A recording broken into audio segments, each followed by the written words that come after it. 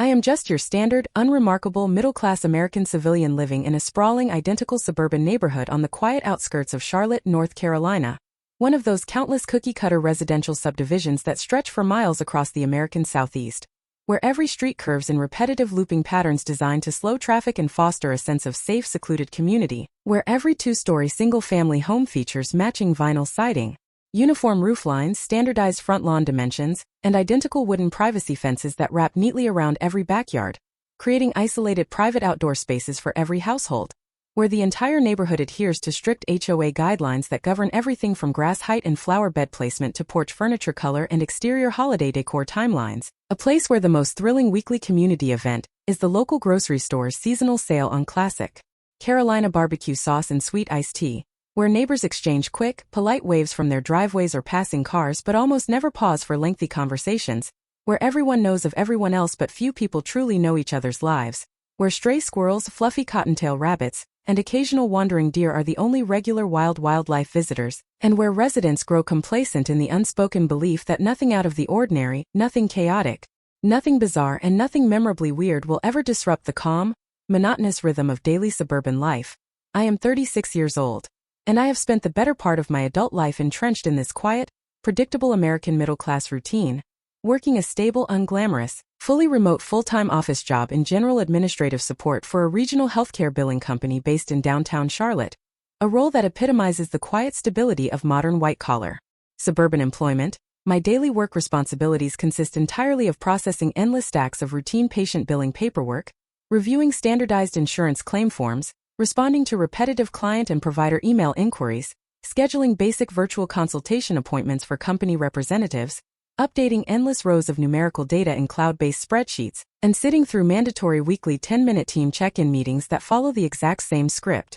week after week, with zero unexpected challenges, zero workplace conflict, zero career pressure, zero promotions or demotions, zero dramatic changes, and zero moments of genuine excitement or spontaneity. It is the kind of safe, reliable, unassuming job that millions of ordinary Americans hold to pay their monthly mortgage, cover comprehensive health insurance premiums, keep their household utilities running, and maintain a comfortable, low-stress lifestyle without ever generating a single noteworthy or memorable workday moment. I live completely alone in a 5-year-old single-family home I purchased with a traditional 30-year fixed-rate mortgage, a standard financial choice for middle-class American adults building long-term stability, and my only consistent household companion is Simba, a 10-year-old senior rescue cat with soft tabby fur and a laid-back, unfazed personality. He sleeps nearly 20 hours a day, only rousing himself from his various sunlit sleeping spots around the house to eat his prescription senior wet food, drink fresh water, or receive gentle head scratches. With zero interest in outdoor adventure, household chaos, or neighborhood activity of any kind, I have no children, no live-in roommates, no loud or chaotic friend groups, no lingering family drama, no risky extreme hobbies, no income-generating side hustles, no frequent travel obsessions, no quirky eccentric personality traits, and no unusual lifestyle habits that would set me apart from any other average suburban resident in the United States. My daily routine is so rigidly consistent, so perfectly repetitive, that I could execute it entirely on autopilot without checking the time or planning ahead. Every weekday morning I wake up promptly at 6:40 a.m. sharp, swing my legs over the edge of my bed, stretch out my stiff morning muscles, slip on soft indoor house slippers, and walk slowly down the carpeted hallway toward the main floor of my home. I brew a simple cup of medium roast black coffee with a single small splash of unsweetened almond milk, eat a pre-packaged low-sugar oatmeal bar for a quick, no-fuss breakfast, brush my teeth, style my hair minimally, and dress in neutral, comfortable casual business attire suitable for remote office work. I log into my company laptop precisely at 8 a.m. to begin my work tasks, focus steadily on my stacked task list without unnecessary breaks until noon, take a strict 30-minute silent lunch break alone in my kitchen with no screens or distractions, resume my work responsibilities promptly at 12:30 p.m. and log off exactly at 5 p.m. with zero overtime hours, no after-hours work emails, and no last-minute task additions. Once logged off work, I take one slow lap around my neighborhood block for gentle daily exercise, return home to cook a simple weeknight dinner of grilled chicken breast, seasoned pasta, or frozen mixed vegetable bowls, unwind in the evening by watching 2 casual episodes of lighthearted reality television or calm documentary content on my streaming service of choice, complete 10 minutes of quick, minimal household tidying to keep my home neat and organized, and climb into bed before 11 p.m. to repeat the exact same identical cycle the following day. I have maintained this unwavering routine for multiple consecutive years with almost no deviations, no spontaneous changes, and no unexpected disruptions, making me the literal definition of an average, ordinary, mundane, unremarkable American suburban adult, the kind of person strangers pass in grocery store parking lots, neighborhood sidewalks, and local retail shops and forget instantly, the kind of neighbor who never files HOA complaints, never hosts loud weekend gatherings, never causes community trouble, never seeks attention, and never experiences anything even slightly outside the bounds of normal, everyday suburban living. For years on end, I wholeheartedly believed that my life was far too plain, far too stable, far too routine-driven, and far too low risk to ever encounter genuine chaos, bizarre coincidences, viral-worthy moments, strange neighbor conflicts, random wild animal encounters, silly bureaucratic mix-ups, or any of the unscripted absurd drama that fills social media feeds and entertainment stories. I naively assumed that weird, memorable, chaotic days only happen to people living in bustling big cities, people who actively seek out adventure, people who surround themselves with chaotic personalities, or people who make impulsive, risky life choices, not quiet, rule-following, routine-obsessed suburban residents who mind their own business, follow community guidelines, and stick to a structured daily schedule without fail. But one completely ordinary, unassuming, generic spring Thursday in late April completely shattered every single one of these long-held beliefs and uncovered the most underrated, unspoken truth about modern American suburban life. The most chaotic, bizarre, hilarious, and unbelievable days of ordinary people's lives do not stem from major life events, bold decisions, or intentional adventure. They emerge on perfectly normal, uneventful days when absolutely nothing is supposed to go wrong. When a perfect storm of tiny, unrelated, random, unforeseeable suburban mishaps collide all at once on a regular person's doorstep, spiraling into a non-stop 12-hour chain reaction of pure everyday absurdity so layered, so ridiculous, and so perfectly timed that it sounds entirely fabricated and fictional, even though every single second, every single interaction, and every single mishap is 100% real, completely unexaggerated, and utterly authentic to the weird, over-regulated, gossip-fueled, poorly coordinated ecosystem that defines modern American suburban community living. This entire narrative is crafted as one single unbroken paragraph, professionally paced and structured exclusively for a full 60-minute English voiceover narration, featuring smooth, natural American conversational rhythm, consistent tonal flow, no abrupt plot jumps,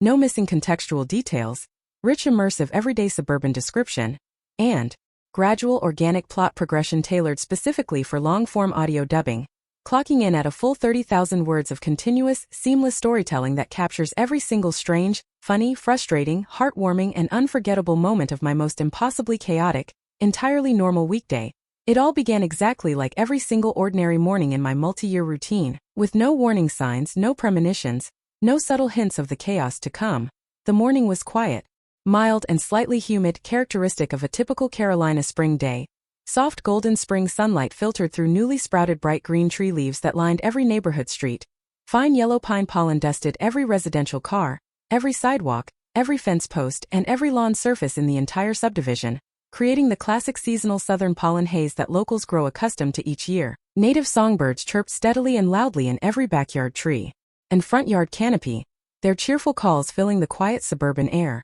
And the distant, faint hum of far-off interstate highway traffic lingered on the horizon, barely audible over the peaceful, still silence that dominates suburban mornings before most residents wake up and start their daily routines. My smartphone alarm sounded promptly at 6:40 a.m. Without a single second of delay, jolting me awake from a calm, dreamless sleep exactly as it had every weekday for years. I woke up feeling slightly groggy but fully routine-oriented, with no strange feelings, no anxious thoughts, no intuitive sense that today would differ in any way from the thousands of identical weekdays that had come before it. I swung my legs over the soft mattress of my bed, planted my feet on the fuzzy bedroom rug, stretched my arms high above my head to loosen my overnight stiffness, and walked slowly down the carpeted hallway toward the main floor stairs. My cat Simba was curled up sound asleep on the upper hallway windowsill, his favorite morning resting spot, completely unbothered and oblivious to the world around him, just as he was every single morning without exception. I descended the carpeted stairs slowly, flipped on the bright white overhead kitchen light that illuminated my clean, minimalist kitchen space, and began my standard morning coffee ritual without a single thought of deviation or disruption. I filled the internal reservoir of my drip coffee maker with clean, cold-filtered tap water, inserted a fresh disposable paper filter into the machine's basket, poured in my pre-measured portion of premium medium roast Arabica coffee grounds, and pressed the illuminated brew button, listening to the familiar, gentle gurgling and slow dripping sound that has marked the official start of every workday in my adult life. I walked across the kitchen tile floor to Simba's dedicated feeding and watering station in the corner of the room, cleaned out any leftover dry kibble that had sat untouched from the previous night, refilled his ceramic water bowl with fresh, cold tap water, and portioned out a serving of his vet-recommended senior wet cat food into his shallow feeding dish, watching as he slowly stretched his body, yawned widely to reveal his tiny teeth and pink tongue, and padded lazily down the hallway and across the kitchen floor to begin his morning meal. Every single detail of the moment was textbook normal, perfectly calm, entirely predictable and completely unremarkable in every possible way.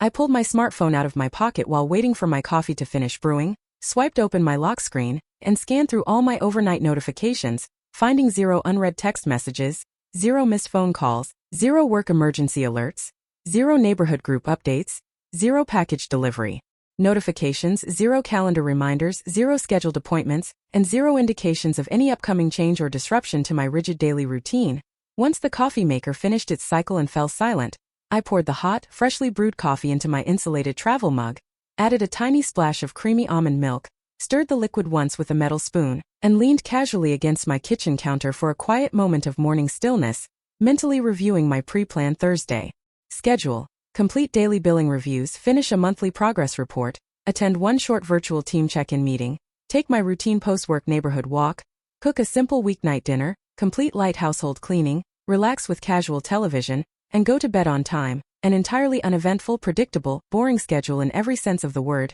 I finished my coffee slowly, took a quick 10-minute warm shower to wake up fully, dried my skin and hair, dressed in my usual neutral-toned remote work attire of soft cotton slacks and a plain long-sleeve blouse, dried and styled my hair minimally, and returned to the kitchen at 7:25 a.m. Fully prepared and ready to begin another identical, unremarkable workday just like the hundreds that had preceded it. And it was at this precise, ordinary moment that the first tiny, innocent-looking crack in my perfect daily routine appeared. A small, seemingly insignificant oddity so minor that I almost overlooked it entirely, completely unaware that it was the very first domino in an endless 12-hour chain of suburban chaos that would completely consume my entire day and turn my boring routine weekday into a legendary local neighborhood story. As I glanced out my large front living room window to check the morning weather and confirm the clear, sunny conditions outside, I noticed a single strip of bright yellow construction caution tape strung loosely around the lower trunk of my mature front yard oak tree, taped lightly in a loose loop with no supporting stakes, no accompanying warning signs, no safety barriers, and no visible explanation for its presence. Just one random, isolated strip of bright yellow construction tape fluttering gently in the soft spring breeze on my completely undamaged, perfectly healthy, decades-old neighborhood oak tree. I blinked in quiet confusion and scanned every inch of my front yard, the neighboring residential yards on both my left and right sides, the entire residential street stretching in both directions, the concrete sidewalk lining my property, and the full surrounding neighborhood block, searching diligently for any signs of street construction, utility line maintenance, professional tree trimming, city public works projects, or neighborhood volunteer improvement work. But there was absolutely nothing out of place in the entire area, no work trucks, no uniformed crew members, no power tools, no construction barriers, no warning signage, no equipment piles, and no ongoing projects of any kind anywhere within sight. It was simply one single unexplained strip of caution tape wrapped around my tree and absolutely nothing else to contextualize it. My first instinct was to dismiss the oddity as a silly, harmless late-night prank pulled by local neighborhood kids,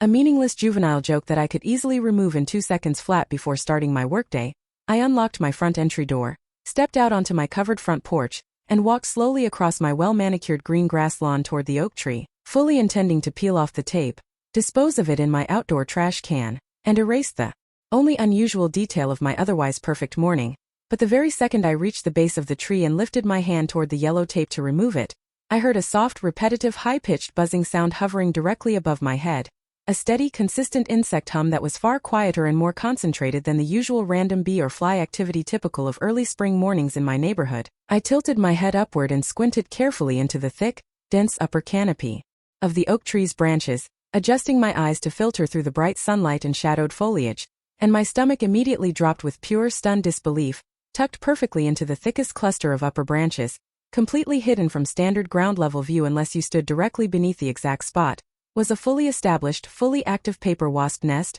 medium in size, classic teardrop in shape, gray and papery in texture, its surface covered in dozens of live paper wasps slowly circling, crawling, and hovering around the hive entrance, tending to their nest and preparing for daily foraging activity, a fully operational stinging insect nest that had been entirely built overnight in the upper branches of my personal front yard tree. The random yellow caution tape was not a childish prank at all. It had been carefully placed by an anonymous early morning passerby or off-duty city public works employee to warn unsuspecting residents, pedestrians, and homeowners of the hidden stinging insect hazard hidden high in the tree canopy, preventing anyone from accidentally walking directly beneath the nest and risking painful wasp stings before the hidden hazard was discovered. I froze instantly in place, stepping slowly and cautiously backward away from the tree trunk, my heart racing slightly in my chest as I processed the sudden, unexpected hazard on my private property. I had woken up to an active stinging insect danger zone directly above my front lawn with zero advance warning, zero official notification,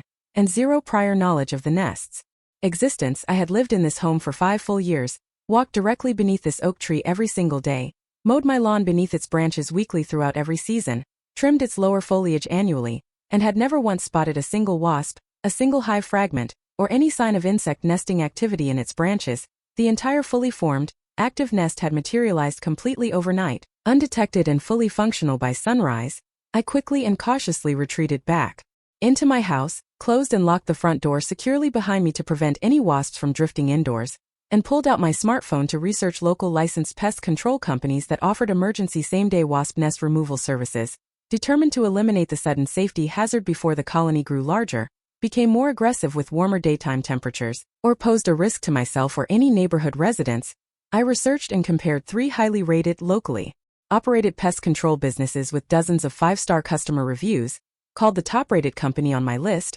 explained the situation in detail to the customer service representative, describing the hidden overnight wasp nest in my front yard oak tree and requesting urgent emergency removal, and scheduled a certified professional technician to arrive at my home between 9 a.m.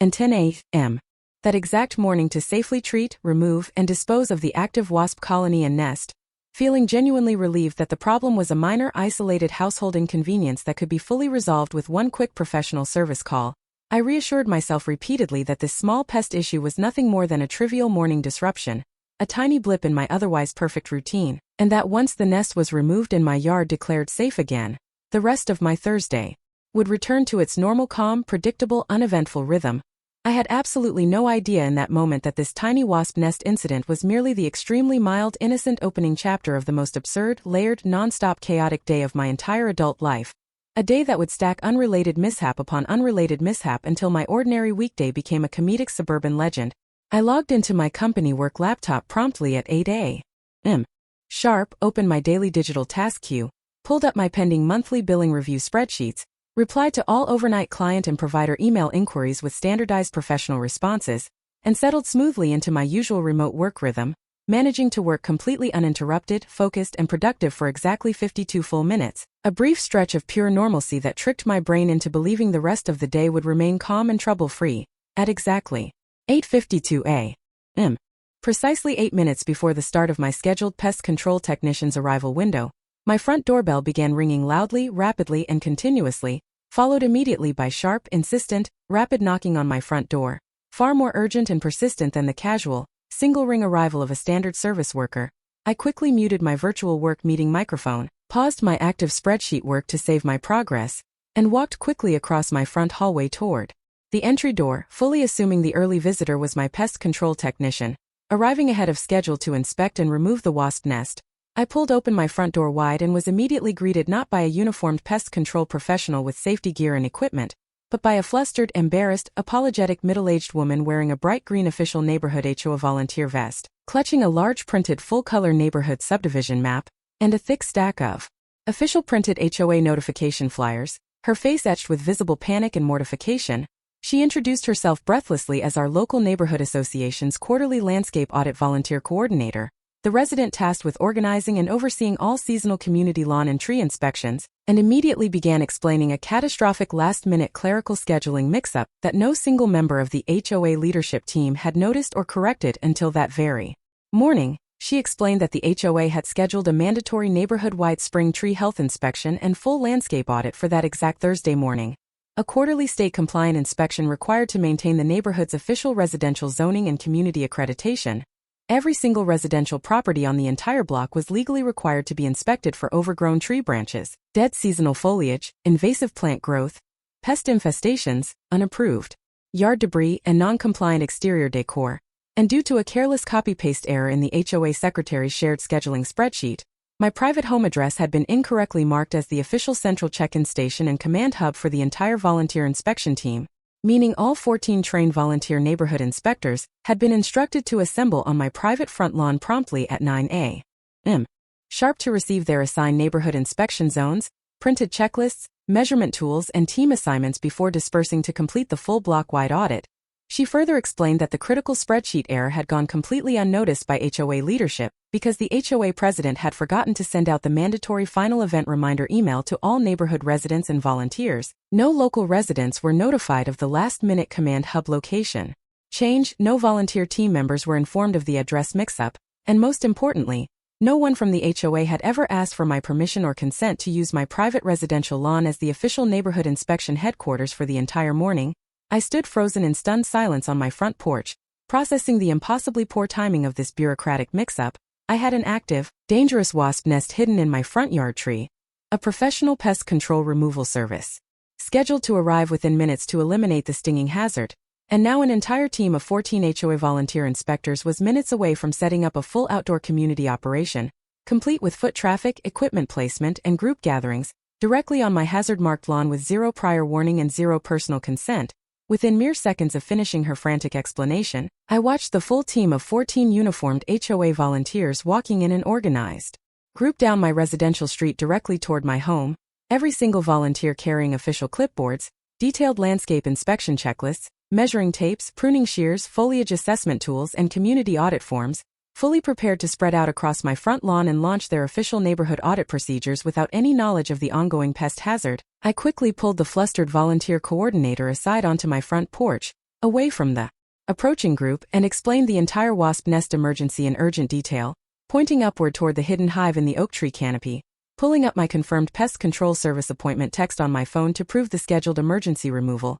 and clearly explaining that my front yard was currently an active stinging pest hazard zone that could not safely host pedestrian foot traffic, group gatherings, or placed equipment for the next 60 minutes until the nest was professionally eliminated. Her face drained of all color as she fully comprehended the double disaster of the unresolvable scheduling conflict. The entire volunteer team froze in unison on my front sidewalk, confused and unsure whether to proceed with their mandatory inspection setup, relocate their entire last-minute command hub with no alternate pre-approved location, or reschedule their state-mandated quarterly audit entirely, leaving the entire volunteer team stuck in an impossible, bureaucratic no-man's land, caught between mandatory HOA inspection deadlines and legitimate residential safety hazards that could not be ignored or bypassed, feeling genuinely guilty for having an entire neighborhood volunteer event derailed entirely by a random overnight pest issue and a careless HOA spreadsheet error that was completely out of my control. I quickly brainstormed a safe, practical compromise solution to resolve the conflict for everyone involved.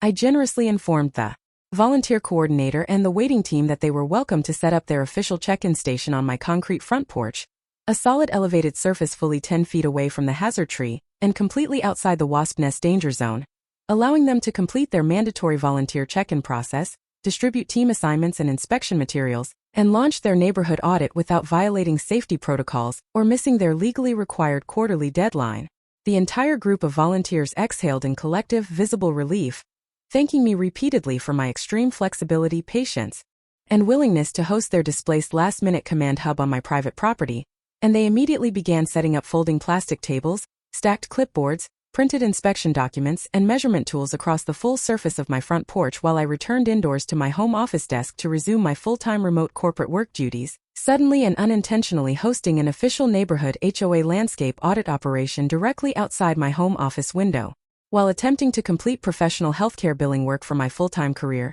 Over the next full hour, my normally quiet, undisturbed front porch transformed into a constant, bustling hub of nonstop neighborhood community activity. Volunteer inspectors cycled in and out every few minutes to turn in completed zone reports, ask leadership questions, collect additional inspection paperwork, and swap out used tools. Local neighborhood residents stopped by continuously throughout the hour to speak with audit inspectors about their own yard compliance concerns. Impromptu mini community meetings broke out on my porch steps to discuss neighborhood landscape improvement plans, and multiple curious passersby lingered in my front yard to chat about the unexpected volunteer hub setup at my usually quiet home, all while I sat indoors at my desk, actively participating in virtual work meetings, typing official client reports, responding to time-sensitive provider emails, and meeting strict daily work deadlines, forced to balance a full corporate workload with an unplanned, all-morning neighborhood community hosting gig entirely by accident and circumstance, right as the HOA volunteer team finished their final round of volunteer check-ins and prepared to fully disperse across the neighborhood to begin their block-wide landscape walkthroughs.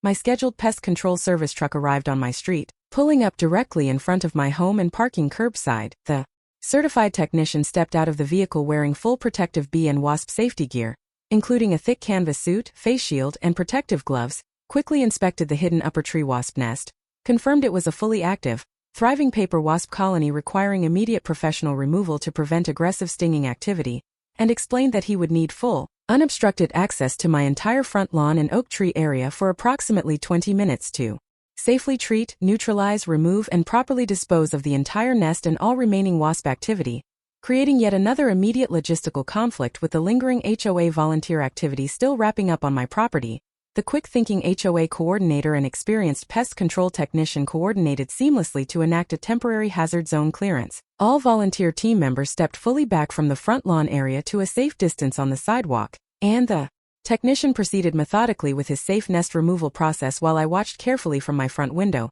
finally resolving the unexpected morning pest hazard after a full hour of layered, overlapping suburban chaos. Once the nest was fully treated, neutralized, removed, and disposed of in sealed pest containment bags, the technician thoroughly inspected every branch of the oak tree for additional hidden hives, residual wasp activity, or secondary nesting spots, confirmed my entire front yard was completely safe, pest-free, and hazard-free for regular activity, handed me an official printed service completion receipt for my records, and loaded his equipment back into his truck before driving away, leaving my property finally clear of the morning pest threat. The HOA volunteer team finished their final porch paperwork processing minutes afterward, packed up all their folding tables, clipboards, tools, and inspection documents, apologized one final, collective time for the massive unplanned disruption to my morning work routine, and dispersed across the neighborhood in small teams to complete their scheduled landscape audit, finally leaving my home quiet, empty, and peaceful for the first time since early morning. I sank back into my desk chair with a deep sigh of exhaustion and bewilderment,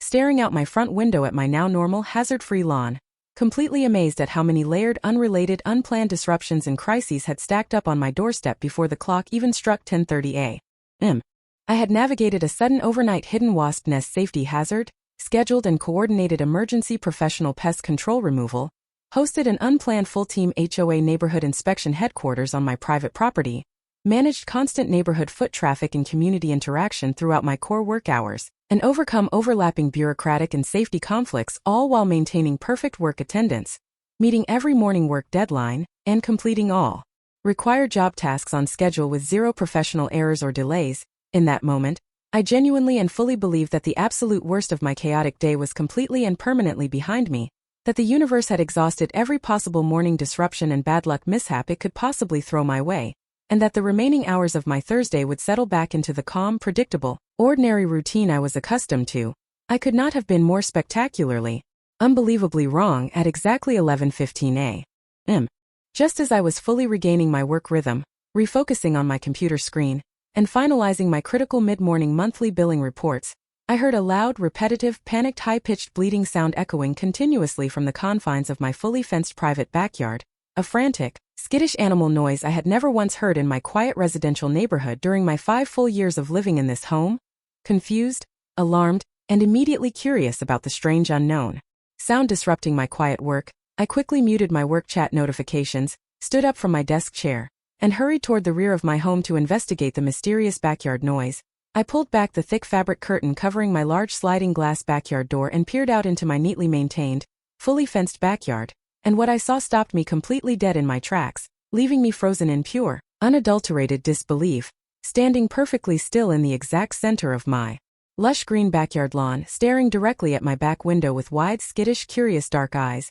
was a small, fluffy, pure white juvenile baby goat, a young kid with soft woolly winter fur, tiny delicate hooves, and a faint pink fabric collar wrapped gently around its neck, bleating nervously every few seconds as it wandered slowly across my grass, sniffing my colorful spring flower beds, investigating my wooden patio furniture, and nibbling lightly at stray dandelion weeds in pure, confused curiosity. I stood motionless for a full 10 seconds, struggling to process the sheer impossibility of the bizarre scene unfolding in my private backyard. My neighborhood is a densely packed, strictly zoned residential subdivision with 0 agricultural zoning permissions, 0 registered local farms, 0 legal livestock permits, and 0 rural residential properties within an 8-mile radius of my home. Domestic goats are explicitly prohibited from all residential yards and properties per county municipal code, and there is absolutely no logical, reasonable explanation for a young pet goat to be wandering loose inside my fully locked, 6-foot-tall privacy-fenced suburban backyard in the middle of a busy weekday workday.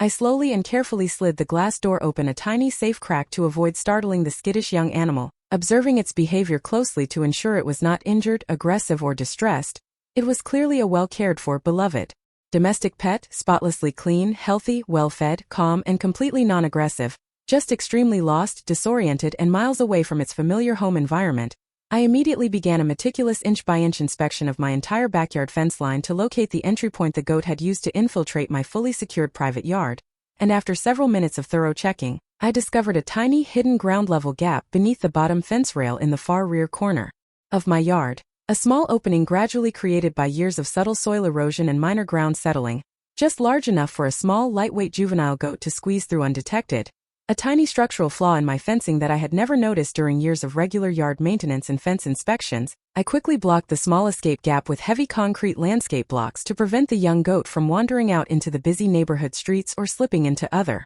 residents' private yards, then retreated back indoors to grab fresh cold water and a small handful of grass hay I keep stored for occasional stray wildlife visitors, placing the supplies safely on my shaded backyard patio to keep the nervous young goat calm, hydrated, and comfortable while I worked urgently to locate its rightful owner. I immediately captured clear, well-lit photos of the baby goat and posted a detailed lost pet alert complete with my exact home address and a full description of the gentle stray animal in every local neighborhood Facebook group, countywide lost and found pet page, suburban community bulletin board, and local resident chat group available online, explaining that a friendly, unharmed juvenile white pet goat was safely contained in my private backyard, and asking all local residents to share the post widely to help reunite the lost animal with its family quickly. Within mere minutes of posting the alert, my online posts exploded with hundreds of likes, rapid shares, and dozens of hilarious, shocked comments from local residents across multiple communities. Every single neighbor expressing complete and utter bewilderment at an unprecedented suburban goat sighting in our strictly non-agricultural subdivision.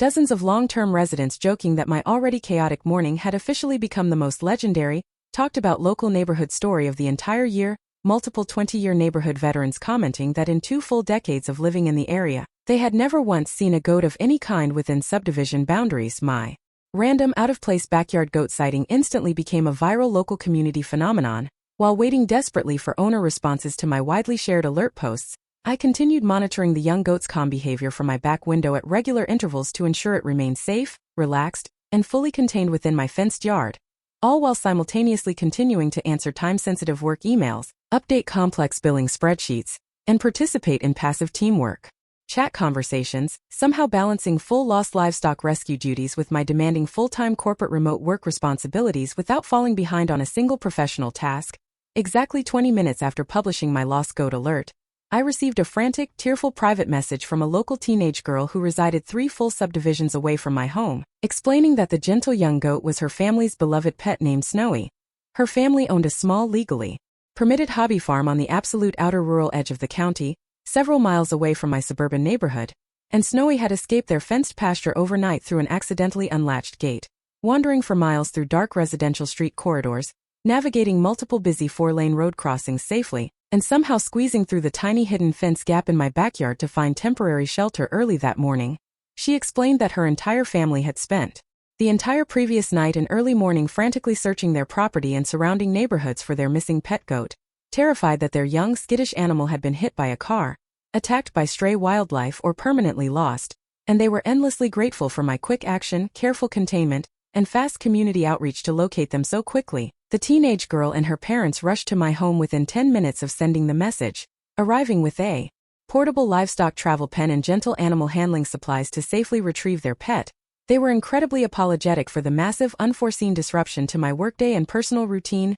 repeatedly thanking me profusely for keeping their scared, lost young pet safe, secure, calm, and comfortable throughout her long, stressful suburban adventure. As they gently guided Snowy back into their soft-sided travel pen, I noticed the goat's mother and older sibling waiting calmly in the back of their family vehicle, creating a sweet, heartwarming family reunion scene in my front yard that several curious passing neighbors stopped briefly to watch and photograph. Before departing my home, the grateful family insisted on gifting me a large woven wicker basket filled with fresh homemade farm eggs, hand-bottled local wildflower honey, and warm homemade sourdough bread as a sincere token of their gratitude for my kindness and quick thinking. Apologizing one final time for the bizarre, once-in-a-lifetime suburban goat escape that had randomly landed on my ordinary residential property on my perfectly routine weekday. Once the family and their beloved pet goat drove away and disappeared down my street, my yard finally returned to full, peaceful normalcy, and I glanced up at the wall clock to discover it was only 12:15 p.m.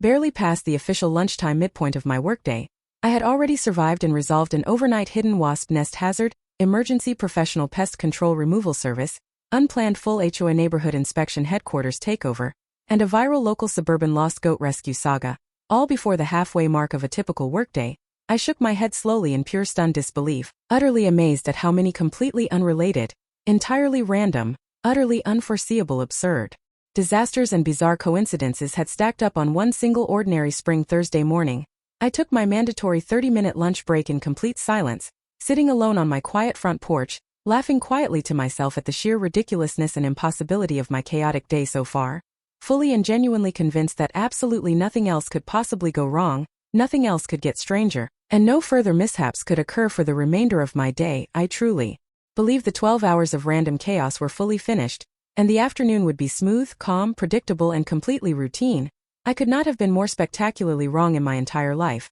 Immediately after finishing my quiet lunch break and resuming my afternoon work tasks promptly at 12:45 p.m., I stood up from my desk to stretch my legs and walk into my downstairs bathroom to wash my hands and refresh my workspace water bottle, and upon entering the small bathroom, I discovered slow, steady, clear water seeping steadily out from beneath the base of my toilet fixture. A subtle but persistent bathroom floor leak spreading outward across the smooth vinyl flooring. I knelt down closely to inspect the toilet base seal and surrounding piping to identify the source of the leak, and within mere seconds of observation, the slow seepage accelerated rapidly into a strong, steady streaming flow of water flooding continuously across my bathroom floor. I instantly recognized the issue as a complete toilet base seal failure, a serious residential plumbing emergency that required immediate professional repair to prevent water seepage into my subfloor, mold growth, and permanent structural water damage to my bathroom and surrounding rooms. I rushed quickly down to my basement utility closet, located my home's main water shutoff valve, and twisted the valve fully closed to cut off the entire residential water supply to my house, successfully stopping the active flooding and preventing costly structural damage, but leaving my entire home with zero running water for all household functions for the foreseeable future. I immediately pulled out my phone and contacted my trusted, regular local plumbing company to schedule urgent emergency same-day repair service for the failed toilet seal, only to be informed by the customer service representative that every single licensed plumber in the entire county was completely booked solid for the entire day due to a widespread midweek surge in household plumbing failures across the region, with zero available technician openings, zero emergency appointment slots, and zero on-call backup plumbers available until the following morning, leaving me completely stuck with no running water in my entire house for the entire afternoon, evening, and overnight hours, adding a full household plumbing emergency and total residential water outage to my ever-growing list of unprecedented daily suburban disasters. Completely undeterred by yet another unplanned stressful household crisis, I adapted quickly and resourcefully to the sudden water outage, utilizing my stored reserve of bottled drinking water for all essential hand hygiene, teeth brushing, and minimal cleaning needs, and powered steadily through my full afternoon workload with zero further delays, zero missed deadlines, and zero compromised work quality. I completed all remaining daily billing reviews, finalized and submitted my full monthly progress report, uploaded all required client documentation to the company cloud system, and attended my final afternoon virtual team meeting with flawless professionalism, never once falling behind on my strict work requirements despite my chaotic morning and ongoing household water emergency. I logged off my work computer promptly at 5 p.m. sharp, officially concluding my full workday with every single professional task completed on time and every work obligation fully fulfilled, despite enduring 12 straight hours of non-stop, layered, unrelated suburban chaos and unplanned disruptions. After logging off work and freeing myself from professional responsibilities, I finally allowed myself to fully process and reflect on the unbelievable, impossible sequence of random events that had completely transformed my perfectly ordinary,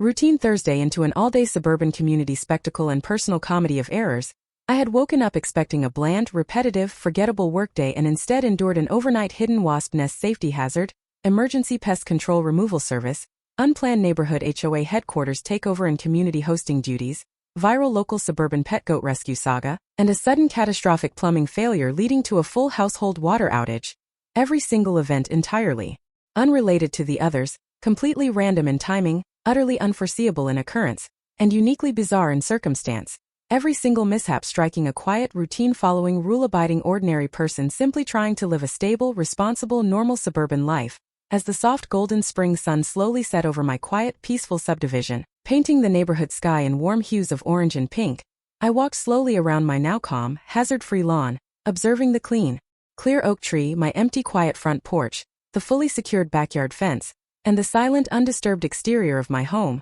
reflecting deeply on the profound, hilarious, eye-opening truth about everyday modern American suburban life that this impossibly chaotic day had revealed to me permanently. Millions of ordinary people living boring, routine-driven, middle-class suburban lives across the United States constantly and mistakenly believe their daily lives are uneventful, uninteresting, and devoid of unique stories or memorable moments. But the honest reality is that suburban normalcy is nothing more than a fragile, temporary illusion, a delicate balance held together by invisible daily community coordination, anonymous neighbor inaction, consistent bureaucratic luck, stable household systems, and unbroken personal routine. The second any single one of these invisible stabilizing factors shifts or fails, an ordinary, unremarkable day instantly spirals into unforgettable, one-of-a-kind chaos. The most entertaining, hilarious, unique, and authentic stories of modern American everyday life do not originate from exotic travel, intentional adventure, extreme wealth, celebrity fame, dramatic personal conflict, or reckless risk-taking behavior. They emerge exclusively from the lives of regular, hard-working, ordinary American citizens simply trying to live quiet, responsible, stable daily lives, who accidentally get caught in perfect storms of tiny, unrelated suburban mishaps that stack together seamlessly to create pure unscripted comedy and chaos that no professional fiction writer could ever invent or replicate. Over the course of my quiet, water-free evening, multiple curious and friendly neighborhood neighbors stopped by my front porch to chat and laugh about my legendary chaotic Thursday, many of whom had followed my real-time HOA mix-up updates and viral goat rescue posts all day long in the local community groups, joking warmly that my modest suburban home had officially become the neighborhood's unofficial chaos headquarters, and that no other residents in the entire subdivision could ever pack so many wildly different, unrelated bizarre events into a single ordinary weekday. I spent my water-free evening eating a simple cold pre-made dinner of pre-portioned salad and sandwich bites, completing quick, water-free household tidying, and relaxing on my couch with my completely unfazed senior cat Simba, finally able to fully unwind after 12 straight hours of non-stop, unexpected suburban drama and crisis management. By the time I climbed into bed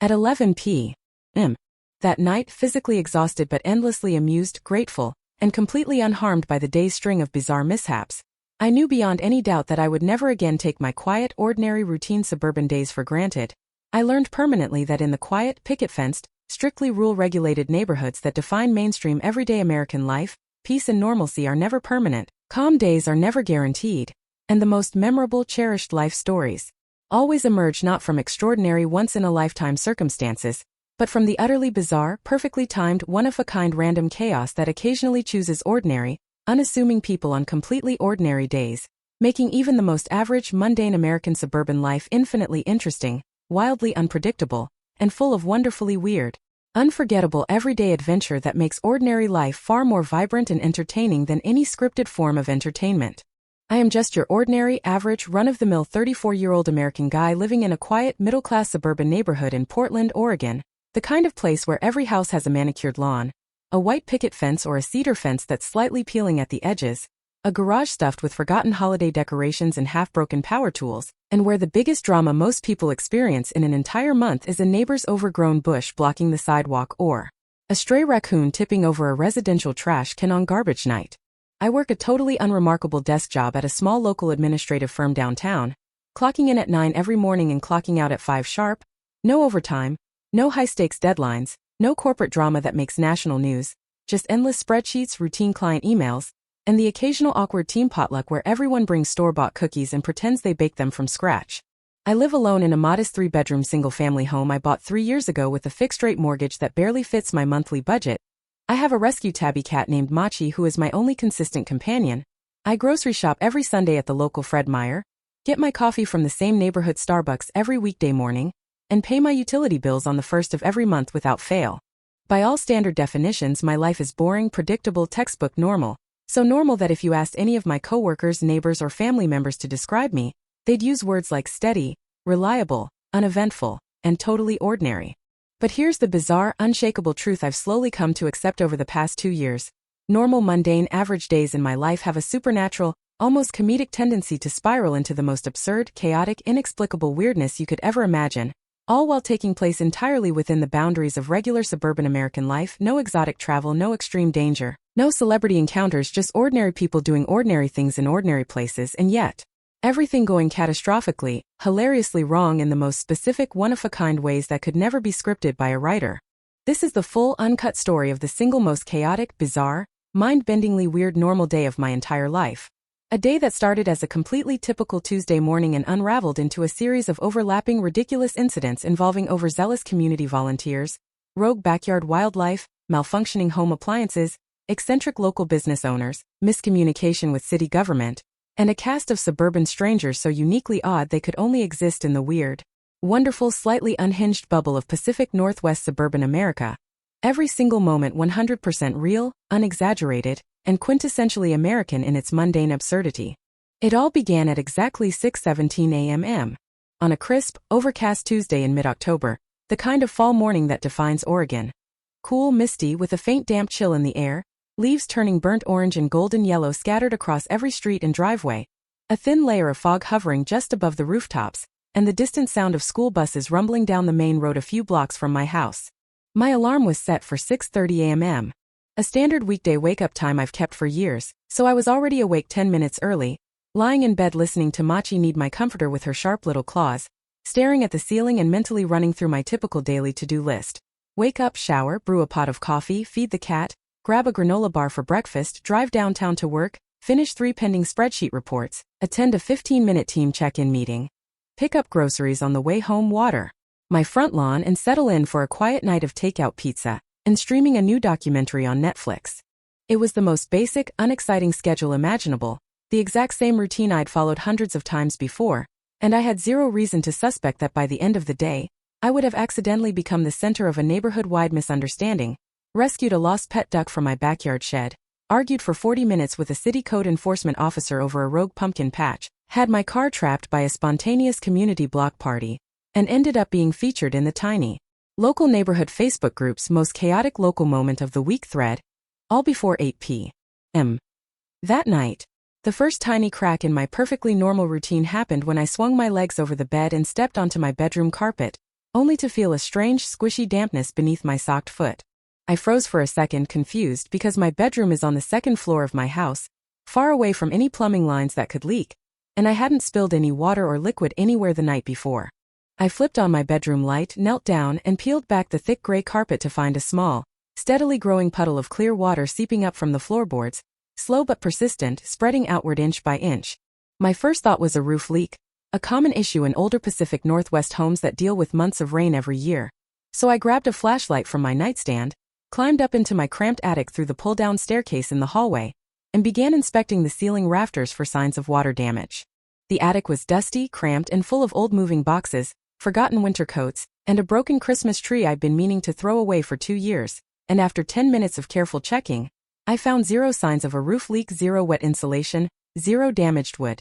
Nothing that would explain the water pooling in my bedroom floor. Completely confused, I climbed back down, closed the attic stairs, and decided I'd call a local handyman after work to come inspect the issue, figuring it was some obscure plumbing quirk I couldn't diagnose on my own. I brushed it off as a minor household annoyance, the kind of small problem every homeowner deals with occasionally, and proceeded with my morning routine, hopping into the shower, letting the hot water wash away the last of my sleepiness, completely unaware that this tiny, unexplained water leak was the very first domino in a 12-hour chain of suburban chaos. After my shower, I wrapped a towel around my waist and walked downstairs to the kitchen to brew coffee, only to find my cat Machi sitting on the kitchen counter, staring intently at the closed-back sliding glass door, her tail flicking rapidly back and forth, ears fully perked forward in a posture of hyper-alertness. Machi is a notoriously lazy cat, the kind of feline that sleeps 16 hours a day and only moves for food or chin scratches, so seeing her wide awake and fixated on the backyard at 6:45 in the morning was immediately unusual. I walked over to the door, wiped the steam from the glass with my hand, and peered out into my fenced backyard, expecting to see a squirrel, a bird, or the usual stray neighborhood raccoon that occasionally wanders through the grass. Instead, I saw absolutely nothing. No animals, no moving objects, no strange sounds, just my quiet backyard with its patchy green grass, small wooden shed in the corner, potted fall mums on the patio, and a few fallen oak leaves scattered across the ground. I shrugged it off, assuming Machi had spotted a bug or a distant bird I couldn't see, and turned back to the coffee maker, filling the reservoir with water, adding a fresh filter, and dumping in my usual medium roast coffee grounds. I pressed the start button, waited for the familiar gurgle and drip of brewing coffee, and turned to grab my cat food bowl from the pantry to feed Machi, which is when the second weird incident struck, far more bizarre than the mystery floor leak. As I opened the pantry door, I heard a soft, quiet, unmistakable quacking sound coming from directly outside my back door. Not a loud, aggressive duck quack, but a gentle, timid, repetitive quack quack quack, soft enough that I almost thought I imagined it over the hum of the coffee maker. I froze mid-movement, my hand still on the pantry shelf, and listened closely, and sure enough, the quacking continued steady and calm, coming from my backyard. I've lived in this neighborhood for 3 years, and while we have plenty of local wildlife, squirrels, rabbits, woodpeckers, raccoons, even the occasional deer wandering through the green space 2 blocks over, we have never, ever had ducks in the residential backyards. The nearest pond with wild ducks is a 20-minute drive away at the city park, nowhere near my suburban street. I walked quickly back to the sliding door, pulled back the curtain fully, and scanned every inch of my backyard again, and this time I saw it. A small, fluffy brown and white female duck standing perfectly still in the middle of my lawn, staring straight at my back door, quacking softly every few seconds like she was politely asking to be let inside or asking for help. She was tiny, clean, clearly well cared for with no ruffled or dirty feathers, meaning she was not a wild duck. This was someone's pet duck, escaped from their home and somehow ended up in my random backyard at 7 a.m. on a Tuesday. I stood there staring at the duck in utter disbelief for a full minute, while Machi pressed her face against the glass, tail twitching wildly, completely obsessed with the new backyard intruder. I've had weird animal encounters before.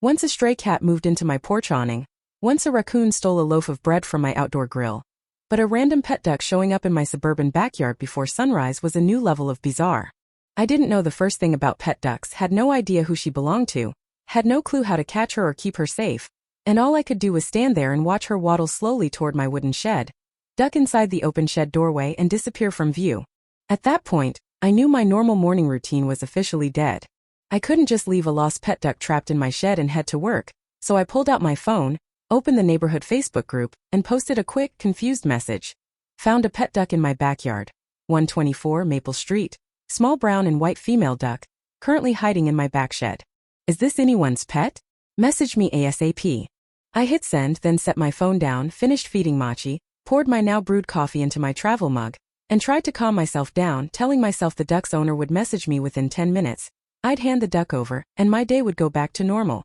I could not have been more wrong. 10 minutes passed, no messages. 20 minutes passed, 0 replies from the neighborhood group. By 7:30 a.m., I was running late for work, stuck in a position where I couldn't leave a loose duck in my backyard unsupervised, but also couldn't miss my mandatory morning team check-in meeting. I paced my kitchen back and forth, sipping my cold coffee, brainstorming solutions, and finally decided I would leave my back gate latched shut to keep the duck from wandering into the street, leave a bowl of fresh water and a small handful of birdseed on my patio for her, and rush to work for the 1-hour minimum to make it to the team meeting, then rush back home to deal with the duck situation. I grabbed my jacket, keys, and backpack, locked up the house, and jogged to my car parked in the driveway, ready to speed through the quiet suburban streets to downtown Portland, only to discover the third chaotic twist of the day waiting for me in my own front yard. Overnight, a local community volunteer group had set up an entire pop-up neighborhood fall beautification pumpkin donation station directly on my front lawn, completely without asking my permission. I stared in stunned silence at the scene unfolding in my front yard, my jaw practically on the ground. There were 3 folding tables lined up across my grass, stacked high with hundreds of small pumpkins and gourds of every shape and color, a large hand-painted wooden sign that read "Free pumpkins for all neighbors. Support local youth gardening program." Propped up in my flower bed, several large plastic bins full of fall cornstalks and hay bales, and two middle-aged women in bright orange volunteer vests arranging pumpkins and chatting casually like they had every right to take over my private residential property. My front lawn, which I maintain meticulously every weekend, which I pay property taxes for, which is entirely private land, had been completely hijacked by strangers for a community pumpkin drive, and no one had knocked on my door, texted me, called me, or sent any kind of notice ahead of time. I marched across my lawn, stopping in front of the two confused volunteers, and introduced myself as the homeowner, my voice equal parts confused and exasperated. The older woman, a sweet-looking lady in her 50s with a gray ponytail and wire-rimmed glasses, immediately apologized profusely, explaining that the neighborhood association had assigned my house as the designated drop-off spot for the annual pumpkin donation program because my lawn is large, flat, and highly visible from the street. And they'd assumed the association had sent out a mass email to all residents notifying everyone of the setup. I pulled out my phone, checked my email, my text messages, my neighborhood app notifications, and found 0 emails, 0 texts, 0 notifications of any kind about a pumpkin station on my lawn. The volunteer frowned, pulled out her own phone, checked the neighborhood association thread, and realized the association president had forgotten to send the mass notification, leaving me completely in the dark while they took over my yard at 6 a.m. that morning. She was incredibly apologetic, said they could pack everything up immediately if I wanted, but explained that they had over 500 pumpkins to distribute to local families and elementary school kids that day, and packing everything up and relocating would take hours and ruin their entire schedule. Caught off guard by how flustered and remorseful she was, I sighed and agreed to let them leave the pumpkin station on my lawn for the day, figuring it was a harmless community event, even if it was an incredibly invasive, unplanned disruption to my morning. I thought that was the end of the lawn situation, but it was only the beginning. Within 10 minutes of that conversation, dozens of neighborhood residents started showing up to my house to pick up free pumpkins, walking across my lawn, leaning on my fence, stopping their cars in the middle of my quiet residential street, creating a small, impromptu crowd directly outside my home. What was supposed to be a quick stop to work turned into a full-on neighborhood event happening on my property, all while a lost pet duck hid in my backyard shed and my bedroom floor was mysteriously leaking water. I finally gave up on making it to the start of the work meeting, texted my boss a detailed explanation of the bizarre household emergencies, and told her I'd be working remotely from home for the morning to resolve the unexpected issues, which she found absolutely hilarious, replying with a string of laughing emojis and telling me to document the chaos for the team group chat. By 8:30 a.m., my house was surrounded by low-level suburban chaos. Front yard full of pumpkin-seeking neighbors, backyard hiding a mysterious pet duck, upstairs bedroom with an unexplained water leak, and my entire calm weekday routine completely obliterated. I decided to tackle the problems one by one, starting with the most urgent, finding the duck's owner. I reposted my duck notice in 3 more local Facebook groups, the city's Lost and Found Pet page, the Portland Suburban Neighborhood Collective, and the local pet rescue network. Added a description of the duck and a photo I'd snapped through the back door, and waited for responses. Within minutes, my post blew up with dozens of comments from amused local residents, all shocked and entertained by the random duck sighting in our suburban neighborhood, but no one came forward to claim her. Multiple people commented that they'd never heard of anyone in our area owning a pet duck, which made the situation even more confusing. How did a domestic pet duck end up alone in my backyard miles from any farm or duck owner? While I waited for updates on the duck, I decided to investigate the bedroom water leak further, so I grabbed a bucket, a stack of old towels and a flashlight, and headed back upstairs to assess the damage. By this point, the water had spread across nearly a quarter of my bedroom carpet, soaking through the padding beneath, and I could now hear a faint dripping sound coming from the wall near my closet. I moved my closet clothing rack aside, peeled back the loose drywall corner I'd noticed earlier, and discovered the most random, absurd cause of the leak I could have ever imagined.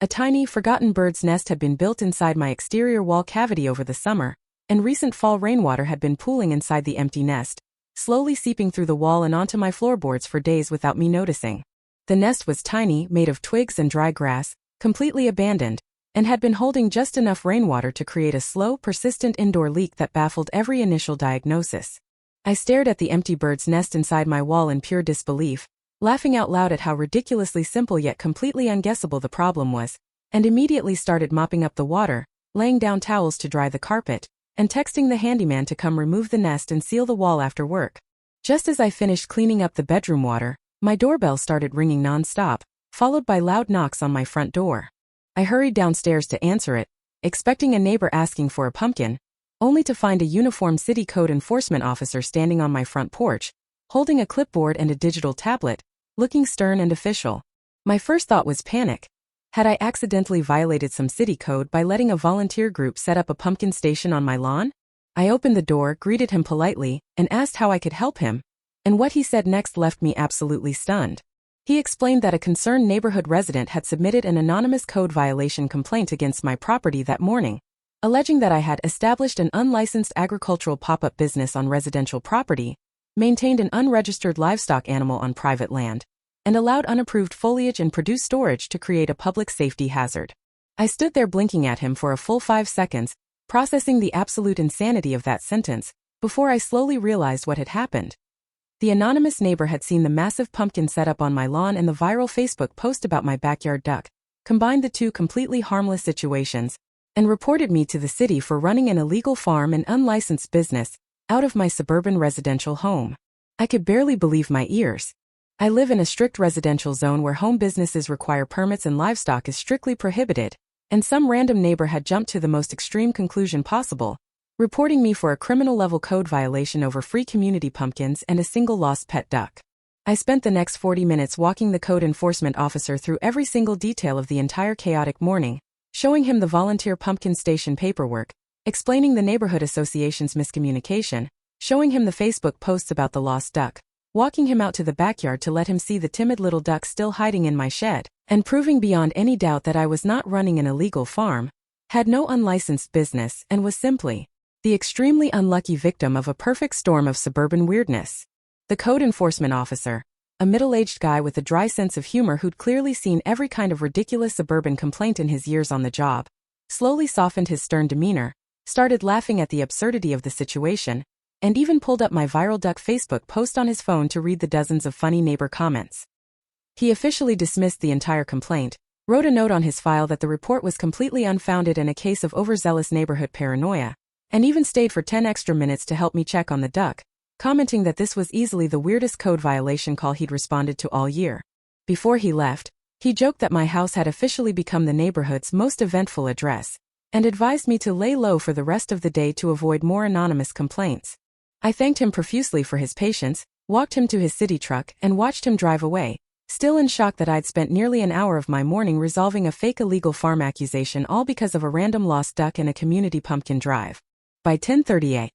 a.m., the pumpkin station volunteers had finished distributing nearly all the pumpkins, packed up their tables and hay bales, and cleaned up my front lawn, leaving only a few stray gourds and a faint trail of fallen leaves behind, finally restoring my front yard to its normal, quiet state. With the front yard chaos resolved and